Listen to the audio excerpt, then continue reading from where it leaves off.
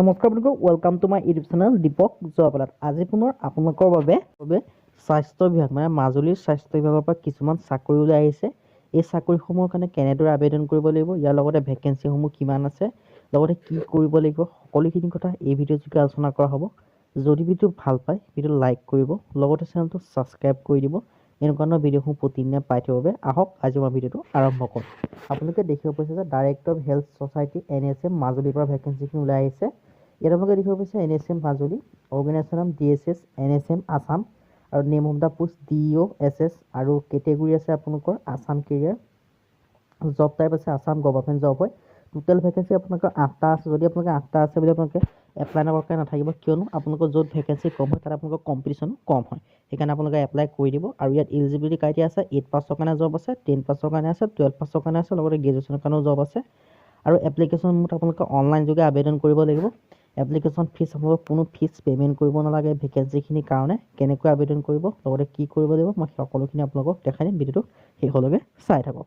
ইয়াত আপোনালোকে দেখিব পাইছে ডিষ্ট্ৰিক্ট হেল্থ ছ'চাইটি মাজুলী ৰিক্ৰুইটমেণ্টৰ ফালৰ পৰা জিলা স্বাস্থ্য সমিতি মাজুলীত চাকৰি, ডাটা এণ্ট্ৰি অপাৰেটৰ আৰু সহায়ক কৰ্মচাৰী পদ আছে আপোনালোকৰ ইয়াত।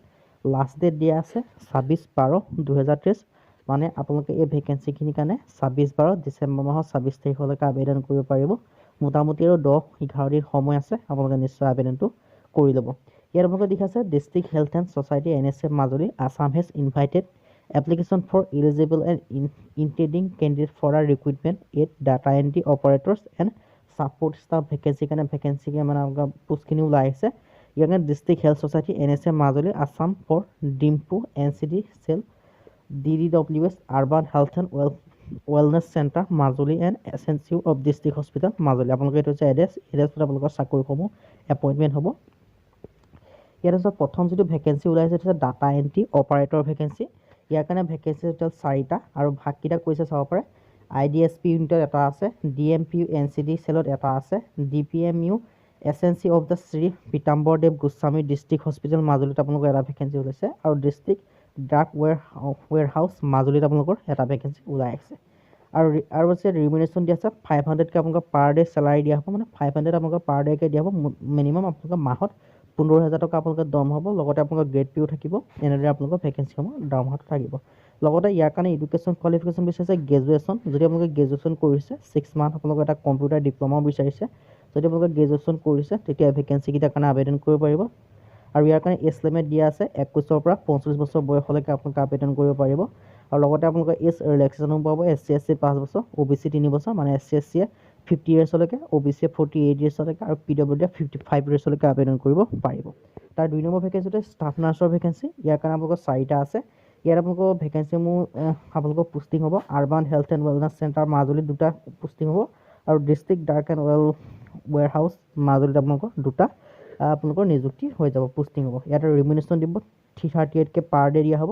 লগতে আপোনালোকৰ গ্ৰেড পে আৰু বাকী যিখিনি দৰমহা থাকে সেইখিনি প্লাছ হ'ব। মোটামুটি আপোনালোকে 15-20 ভিতৰত আপোনালোকে দৰমহাটো পাই যাব গ্ৰেড 4ৰ কাৰণে, মানে যিটো আপোনালোকৰ ষ্টাফ ভেকেঞ্চি হয়। আৰু ইয়াৰ কাৰণে আপোনালোকক কৈছোঁ এডুকেশ্যন কোৱালিফিকেশ্যন মাত্ৰ বিচাৰিছে 8 পাছ। যদি আপোনালোকে 8 পাছ কৰা হয় তেতিয়া আপোনালোকে আবেদন কৰিব পাৰিব। 8 পাছ মানে কি 10 পাছ কৰিলেও পাৰিব, 12 পাছ কৰিলেও পাৰিব, কথা নাই। কিন্তু ইয়াত আপোনালোকক মিনিমাম বিচাৰিছে 8 পাছ। 8 পাছৰ কাৰণেও ভেকেঞ্চি আহিছে। লগতে ইয়াত লিখা আছে এজ লিমিট 21 বছৰৰ পৰা 25 বছৰ বয়সলৈকে আপোনালোকে আবেদন কৰিব পাৰিব এই ভেকেঞ্চিখিনিৰ কাৰণে। আৰু এই ভেকেঞ্চিখিনিৰ কাৰণে আপোনালোকে আবেদন কেনেকৈ কৰিব মই এই কথা আপোনালোকক জনাই দিছোঁ। Interested suitable candidate who have fulfil the above mention eligibility criteria have to fill out the standard application form along with a self attested 1 set photograph of the relevant documents, 2 copies passport size photograph and experience certificate is available.